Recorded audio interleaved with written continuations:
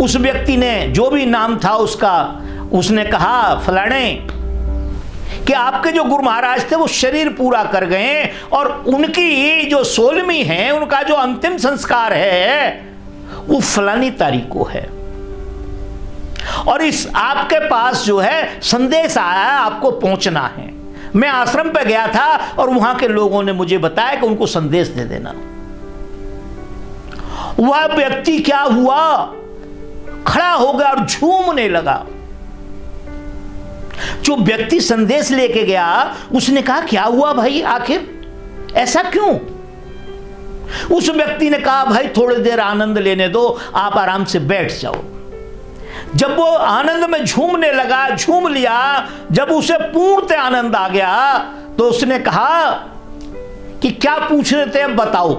बोले भाई तुम्हारे तो गुरुजी एक्सपायर कर गए और तुम आनंद ले रहे हो, तुम झूम रहे हो यार, तुम्हें खुशी हो रही है, तुम्हें तो गम होना चाहिए। बोले गम नहीं होना चाहिए। बोले क्यों? बोले भला हुए गुरु मर गए, भला हुआ गुरु मर गए, चेलाओं को पड़ गया चैन। चैन माने शांति होती है। भला हुए गुरु मर गए, चेलाओं को पड़ गया चैन। बोले क्यों? कि हर 6 महीना में आवते धोती कुर्ता लें, मतलब हर तीसरे महीने, चौथे महीने आज इस चीज की रसीद कटा लो, आज इस चीज की पर्ची कटा लो, आज ऐसा करा लो, आज ऐसा करा लो। ऐसा नहीं होता है, ये व्यापारियों का काम होता है, संतों का काम नहीं होता है। संत तो थोड़े में ही आनंद लेता है और उसी को संत कहते हैं जिसको शांति प्राप्त हो चुकी है। आप देखें आपके घर में, आपके परिवार में 1000, 2000, 4000, 10,000 रुपए रहते हैं। जहां भी आप रहते हैं देख लें आप आकलन करके, कहीं करोड़ों भी रहते हैं, ऐसे ऐसे परिवार भी है। ऐसा नहीं कि मैं एक ही आदमी के लिए बोल रहा हूं। 1000 रुपए जिसके पास रहते हैं, 10,000, 50,000 रुपए जिसके पास रहते हैं, 5 करोड़ रुपए आप लाके उस घर में रख दें और उस व्यक्ति से कहें कि रात को शांति से सो जाना, वो सो नहीं पाएगा। उसका भय डाकू ना ले जाएं, या मैं ऐसा करूंगा, ये करूंगा, उसका भय और उसका परितोष उसे रात को सोने नहीं देगा। इसी प्रकार से असंख्यों रुपए की जिनकी प्रॉपर्टी है, पता ही नहीं आश्रम का और नहीं छोर नहीं, इनको नींद कैसे आती हुई और कैसे ये भजन स्मरण करते होंगे। तो मेरे पास संदेश आते हैं, लोग आते हैं। तो संत जो होते हैं ना, वो वास्तव में संत होते हैं। एक संत थे, एक दिन क्या हुआ, शिव और पार्वती कहीं निकले तो पार्वती ने कहा कि भगवान आप ना बड़े निर्दयी हैं। शंकर ने कहा, संत का रूप धारण कर रखा था, पार्वती मैं निर्दयी नहीं हूं, मेरा निर्दयता से क्या लेना देना, जिसका जैसा काम है उसको वैसा मिल जाता है। बोले आप ना गरीब को गरीब बनाते हैं, अमीर को अमीर बनाते हैं, ऐसा करते हैं, ये करते हैं। शंकर जी ने कहा नहीं, ऐसी बात नहीं है, यह आपका ख्याल है, आपका विचार है। और ऐसा करते करते एक नामी सेठ थे जिनके यहां सुबह सुबह सदा व्रत बटता था, कोई भी खाली नहीं जाता था, अपनी डिमांड लेके आता, उसकी डिमांड पूरी होती थी। सुबह सुबह दोनों संत के रूप में पहुंच गए, भिक्षान दे भिक्षान दे, भिक्षा की याचना की। अंदर से खबर आई कि भी भिक्षा का तो समय पूरा हो गया। भाई 11 बजे तक का टाइम, आप 12 बजे आ रहे हैं, भिक्षा का समय नहीं है। सेठ जी ने कहा मुनीम से देखो कुछ पड़ा हो तो दे दो। मुनीम ने कहा कुछ नहीं अब तो। उन्होंने कहा ठीक है, कल सुबह आना या शाम को 5 बजे के बाद आना। भाई समय ऐसा नहीं, असमय नहीं होता है काम। शंकर जी ने कहा चलो फलो फूलो तुम्हारा कल्याण हो। आगे निकले। पार्वती ने कहा भगवान ये क्या किया, हमारा अपमान किया, उन्होंने हमें कुछ भोजन नहीं दिया खाने के लिए, इतना बड़ा सेठ, इतना नाम है इसका, और कुछ भी नहीं दिया, आपने उसे आशीर्वाद दे दिया, फलो फूलो आनंद में रहो, ये करो ऐसा करो ऐसा करो। उनकी पार्वती यही तो बात है, कोई बात नहीं। आगे गए तो एक संत एक आश्रम में बड़ा भाव से विराजमान रहते थे, परमानंद की मस्ती में हमेशा बने रहते थे। शंकर जी और पार्वती को देखा उन्होंने, 2 मूर्तियां आ रही हैं, बड़े आनंद के साथ उनका स्वागत किया, सत्कार किया, अपना दुपट्टा डाल दिया, उस पर बिठा लिया। उन्होंने कि भगवान मेरे पास वैसा तो कुछ नहीं, आप एक काम कीजिए, आप पहले आप हाथ मुंह धोइए, हाथ मुंह धो लीजिए, तब तक मेरे पास एक गाय है, मैं उसका दूध ले आता हूं और उसे आप पान कीजिए। कोई बात नहीं, जाइए आप। शंकर पार्वती गए, हाथ पैर धोए, तब तक महात्मा जी जो है ना, एक पात्र था छोटा सा, एक ही पात्र था उनके पास, और उन्होंने धार को काट लिया, गाय का दूध निकाल लिया उसमें से। जब दूध निकाल लिया, कहीं से पत्ते लेके आए और उन दोनों को दूध पिलाया और कहा कि भगवान आप बैठिए और मैं कोई और। बोले नहीं नहीं कुछ नहीं, अब हमारी पूर्ति हो गई, अब हमें क्षुधा नहीं परेशान करेगी, अब भूख हमें परेशान नहीं करेगी, अब हो गया, हम ठीक हैं, कोई बात नहीं। चलने लगे तो ने कहा भगवान, संत पैरों में लेट गए, बोले ऐसा नहीं, मेरे ऊपर कृपा करो, 2 बोल वाणी से निकालें, घंटे आध घंटे सत्संग करें, मेरे ऊपर मोतियों की वर्षा करें, अपने वचनों के माध्यम से हीरे जवाहरात मेरे ऊपर वर्षाएं। चलो कोई बात नहीं। रात को रुक गए, सत्संग हुआ, सुबह उन्होंने दूध लिया, दूध पान किया, और उसके बाद चलने लगे। तो कहने लगे वे महात्मन, बोले हाँ महाराज। बोले अभी घंटे 1.5 घंटे बाद तेरी गाय मर जाएगी। संत ने कहा कोई बात नहीं भगवान, बड़ा अच्छा हुआ, बहुत ही अच्छा हुआ,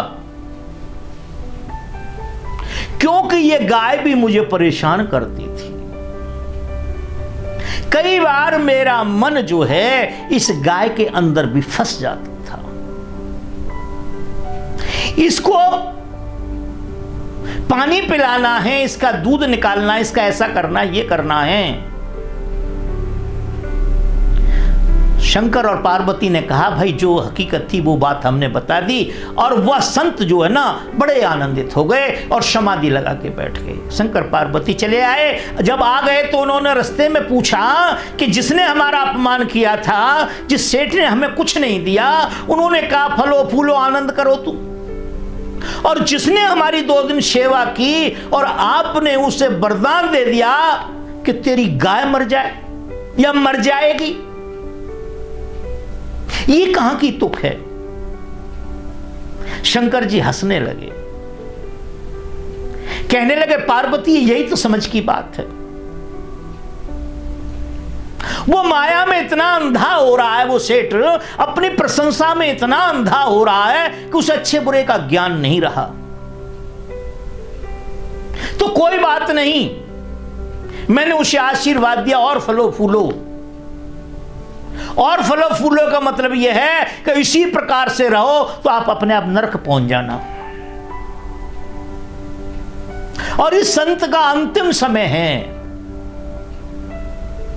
अगर यह गाय में फंसा रहता, अगर मरते समय इसका चित्त गाय में चला जाता तो अगले जन्म में इसको गाय बनना पड़ता, और जो आज तक इसने तप किया है, भजन किया है, सुमिरन किया है, वो सारा का सारा व्यर्थ चला जाता।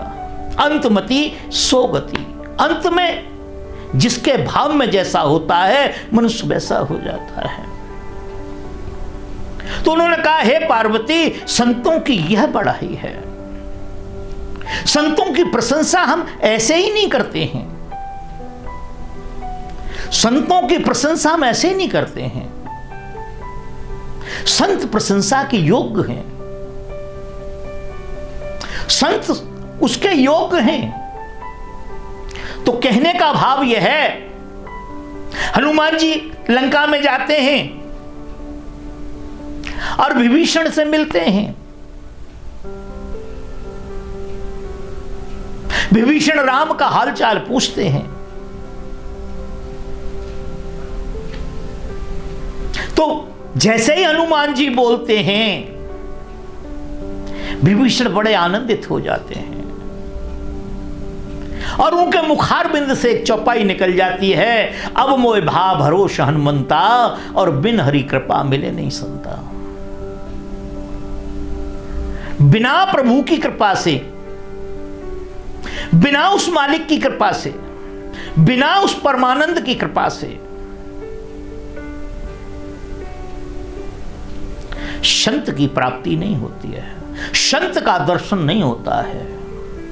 जब हमारे कई जन्मों के पुण्य उदय होते हैं तब संत का दर्शन होता है। कबीर साहब कहते हैं, तीर्थ नहाए एक फल, हम तीर्थों पे जाते हैं उसका एक फल मिलता है। हमारे धर्म ने 4 फल बताए हैं, धर्म अर्थ काम और मोक्ष। धर्म अर्थ काम और मोक्ष। तीर्थ नहाए एक फल, तीर्थों में नहाने से, स्नान करने, तीर्थों पर जाने से एक फल की प्राप्ति होती है। तीर्थ नहाए एक फल, तीर्थों में जाने से मात्र एक फल होता है। और संत मिले फल 4। यदि संत का दर्शन हो जाए तो उनके दर्शन मात्र से चारों ही फल की प्राप्ति हो जाती है। संत मिले फल 4 और सद्गुरु मिले अनेक फल, कहें कबीर विचार। क्या कहें? कबीर विचार कर कहते हैं, वैसे ही नहीं कहते। देखो कबीर साहब संत थे, पलटू दादू सारे संत थे, ये चाहते तो पूरी की पूरी स्टेट को, किसी स्टेट को आश्रम में परिवर्तित कर देते। बड़े बड़े राजा इनके चरणों के गुलाम थे, पर नहीं, छोटी छोटी झोंपड़ियों में गुजारा किया, थोड़े थोड़े सिस्टम में काम किया। कि वो संत थे, वो पैसा इकट्ठा करने नहीं आए थे, ऐश्वर्य कमाने के लिए नहीं आए थे, प्रशंसा कमाने के लिए नहीं आए थे। वो जानते थे इस खटपट में भजन नहीं होगा, उन्हें तो लोगों का कल्याण करना होता है। अपना कल्याण नहीं करते, वो लोगों का भी कल्याण करते हैं। इसलिए संतों ने कहा, ये मेरा अपना विचार नहीं है कि हमें अपने जीवन में किसी संत को ढूंढना चाहिए, संत की खोज करनी चाहिए, व्यापारी की नहीं।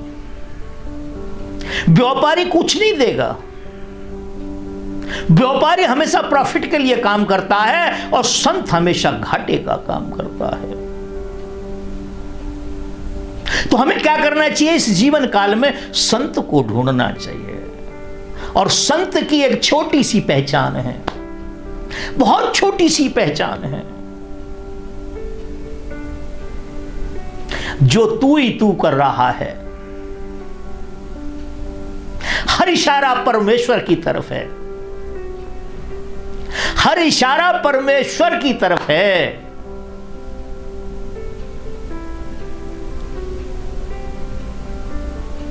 और असंत की पहचान है जो मैं ही मैं कर रहा है।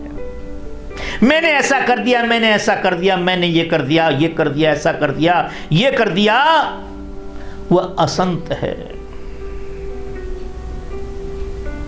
और जो तू ही तू कर रहा है। हर बात उस मालिक तक जा रही है। अपनी कोई पहचान नहीं, अपना कोई मान नहीं, कोई सम्मान नहीं, कोई अपमान नहीं। वह संत है। कौन है? संत है। और संत तो कहते हैं कि जो मुझ में बोलता है वो मैं नहीं हूं। जो मुझ में बोलता है वो मैं नहीं हूं। तुम ही तो हो, तुम ही तो हो। तुम ही माने वही है, वही है, वही है जिसके लिए वेदों ने नेति नेति कहा। वेद ने जिनके लिए नेति नेति कहा, वही परमेश्वर सबके अंदर है, हमारे अंदर है। हर घट मेरा साइया, सूनी सेज न कोई। सहजो कहती हैं कि सब घट मेरा साइया। हर घट में उसका साई है, परमेश्वर है, अलग नहीं है। सब घट मेरा साइया, सूनी सेज न कोई। और बलिहारी बा घटई की, जा घट प्रगट हो। उन संतों के लिए धन्य हैं, वह संत धन्य हैं जिन्होंने उसे प्रकट कर लिया, जिन्होंने उसे जान लिया, जिन्होंने उन्हें समझ लिया। गुरु गोरखनाथ जी के गुरु हुए मच्छिंद्रनाथ। उनका एक शब्द है, बंगला अजब बना दरवेश, जिसमें नारायण प्रवेश। ये शरीर रूपी जो बंगला है, ये अजब बंगला है। ऐसी रचना आपने कहीं नहीं देखी होगी। पता नहीं लगता कौन सा टेलीफोन कहां से काम कर रहा है, कौन सी चीज कहां काम कर रही है। हर चीज की म्याद रखी गई है, एक्सपायरी डेट रखी गई है। गाड़ी 15 साल में, स्कूटर 15 साल में, मोटरसाइकिल इतने समय में, ट्रेन इतने समय में, बिल्डिंग इतने समय में, रोड इतने समय में, तालाब इतने समय में। मगर इस बंगले की कोई डेट नहीं रखी गई है। यह बनते बनते बिगड़ जाता है। गर्भ में आने पे पता लगा 3 महीने का बच्चा गिर गया, 4 महीने का बच्चा गिर गया। कईयों को छुरी उस्तरों से काटकर हम बाहर निकाल देते हैं, उसे बाहर नहीं आने देते। कोई होते ही खत्म हो जाता है, उस मालिक को प्यारा हो जाता है। इसकी एक्सपायरी डेट नहीं रखी गई, सबकी एक्सपायरी डेट की गई है। तो बंगला अजब बना दरवेश, जिसमें नारायण प्रवेश। इसी में नारायण प्रवेश है। इसीलिए संत मत कहता है, नर सेवा नारायण सेवा, नर सेवा नारायण सेवा। नर के अंदर ही नारायण है, माता पिता के अंदर भी नारायण है। परमात्मा, परमात्मा का सरला अर्थ है पर आत्मा। हमसे जो जुदा आत्माएं जो एक्टिविटी कर रही है, सब में परमेश्वर व्याप्त है। कोई ऐसी चीज नहीं है, कोई ऐसा नहीं है